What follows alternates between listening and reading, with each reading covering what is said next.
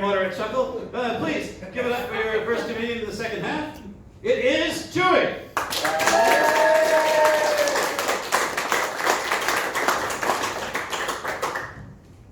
Thank you, Shen, for whatever that was. As Shen says, my name is Chewy. I do just go by the one name. I realise, like, straight off the bat that that's really pretentious. I'm going to put that down to the fact that I lived for the past 10 years in a really pretentious city. I lived in Wellington, which is the home of politics and craft beer and coffee and all of those sort of things. I live in the South Island now, though, and a lot of people say, why? The reason is I clocked Wellington. I completed it. Finished, ticked all the box, beat the final boss, and it's the final boss that I'm going to tell you about today. It's not just one thing or person. It was kind of very situational. I was coming home from a cocktail bar, and I turned into my street, and what I saw there stopped me dead in the middle of the road, kebab in hand, going, holy shit, it's the final boss of Wellington. It was a 15-person, all in, no holds barred, drag queen fight. And look, you might have watched MMA on the TVs, boxing, maybe done some martial arts by yourself, know how to defend yourself. You have no idea what it's like to be involved in full-on combat, trying to defend yourself by being hit by a glittery platform shoe, while at the same time trying to make sure that your really expensive wig doesn't go missing. So I stood there, doing what I think any right-thinking person would do, continued to eat my kebab, and watch that spectacle unfold. And eventually the fricade sort of just tails away, and I get this. What are you looking at, honey? At that point, I realised that I was done. I was done with Wellington. The mayor came around the next day, gave me my certificate, and I moved down to the South Island. I was originally born and raised here. You may have seen my brother on earlier. That's how small the South Island is. And because we're brothers, we grew up in the same place. We grew up in Timaru. And I was pretty harsh on Timaru in my youth.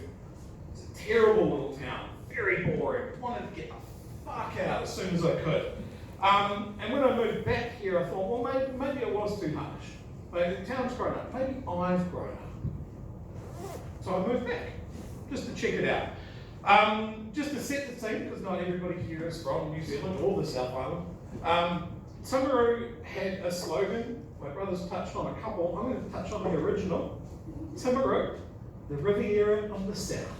Isn't that lovely? Anybody here know the actual Riviera? No? Good. Ashburton. Yeah, we're not going to touch on Ashburton, because nobody ever should. That's Vegas. So, the real Riviera probably doesn't discharge raw offal from their freezing works, if they even have one, straight into the ocean. They probably don't have a major problem with the skinheads on a Saturday night fighting over the only girl skinhead outside KFC. I don't know, but Timaru's tried really hard to play up to that name and import that European romance into this little South Canterbury town. They first tried by building a piazza. Lovely idea. A piazza. Not a pizza. A piazza. A pizza. Shush! Now, piazza is an Italian name for a town square. You're going to get a lovely coffee, maybe there's some market stalls, that sort of thing. Timaru, in its true fashion, fucked that up.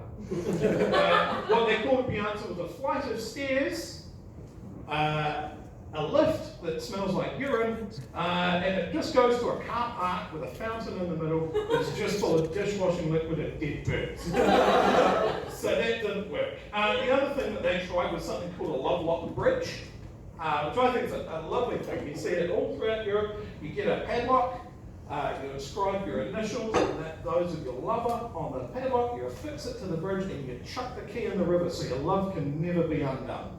Isn't that a lovely thought? Oh. So Timaru tried that. There is one problem. We don't have a river. So it adds a sort of timed element into it. The bridge that we use is over a railway line. So if you go down at 3:15, you get your key onto the freight train that goes to Christchurch. If you don't, homeless people grab the key and the padlock, and I assume you'll love it. So I didn't quite get it right there. So that's at the time. I arrived back, and what's the vibe of the city now? How's it different from when I was a kid? So I thought the best way to do that was to wander around the neighbourhood where I was from. And you know, the same way you went to school, go to the park, you used to play games as a kid, you hear the just normal everyday sounds coming out of houses, like you can hear parents preparing dinner in the evening, you hear the kids playing in the front lawn. Kevin! I have told you before, get your dick out of the fucking butter. You know, just normal everyday things. So I mean, there was a lot to process in what I heard there. A lot of questions. You know, first of all, how many times has Kevin been told? That seems quite important. Who is Kevin? I mean, is he a young lad on the verge of just sexual self-discovery, just trying to find out what makes him tick? Or I thought, well, maybe it's not a young lad at all. Maybe it's like the sainted grandfather. He's returned home. You know, maybe he's not so good at looking after himself anymore. He's moved in with his kids. And it's only very rarely that he strides into the kitchen with his bathrobe open to sexually molest the spreadables. You know, was it hard or semi-soft? Those are some things that I asked myself. Unsurprisingly, didn't stick around in Timaru very long. Well, not for me. Not for me. I moved further south to Dunedin. I bought a little house, got a white picket fence and everything. I'm very proud. Something I never thought I'd be able to do. And as I was sitting in my front room, just enjoying that, I heard it on the front of the house. And I sprung into action. I'm a homeowner. I've got to defend my homestead. So I charged out onto the front lawn, and there was a disheveled man who kicked over a bin and was hucking potatoes. Hello. Hey. I didn't think he'd make it.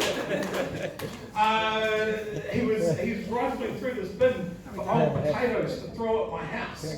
So I don't know what was up. Maybe he was mistaken. I was like, "Excuse me, sir, is there a problem? Can I assist?" And he looked at me and he went, "No, this is your fault." And I went, "Oh fuck!" And closed my door and called the cops. Now, Dunedin's quite a small city. I'm used to the Wellington levels of response to public disorder. I was expecting maybe a helicopter, definitely a dog van, 2 or 3 units. Yeah, that'll be on the way. So the Dunedin police sent one cop and one car, and before they got out, I thought, well, maybe they sent their biggest, toughest cop. This is my house. It was one reasonably short, blonde lady cop. And I was like, oh, I don't know how this is going to go. She got out of the car, she put her hands on her hips, and she goes, "Oh, for fuck's sake, Shane, we've talked about this. Get in the bloody car." So I think Dunedin's a good fit. Now I'm safe. I've had a lot of time to think about my career choices. Obviously, comedy. But I've spent over half my life working retail jobs, which I hope is as devastating to you to hear as it is for me to say. The first thought I had is I haven't worked in a business where someone hasn't shit on the floor. Okay, so I'm just going to run you through those now. My first job was in a place called Decca. Someone shit in the changing rooms. This changing room number 2, I had paged that out of the store tannoy to get someone to come and fix that. Attention staff, there's a number 2, and number 2, and number 2, and number 2. Thank you. The second time, there's a place called the Warehouse. Someone had managed to get one that I called the man killer into a shopping trolley. The more you think about the mechanics of that, the more frightening that is. I worked in a Blockbuster that had a children's playground inside. As I was closing up, I noticed that it was just a skid mark into a ball pit. I had no idea what was in that ball pit, and I still don't.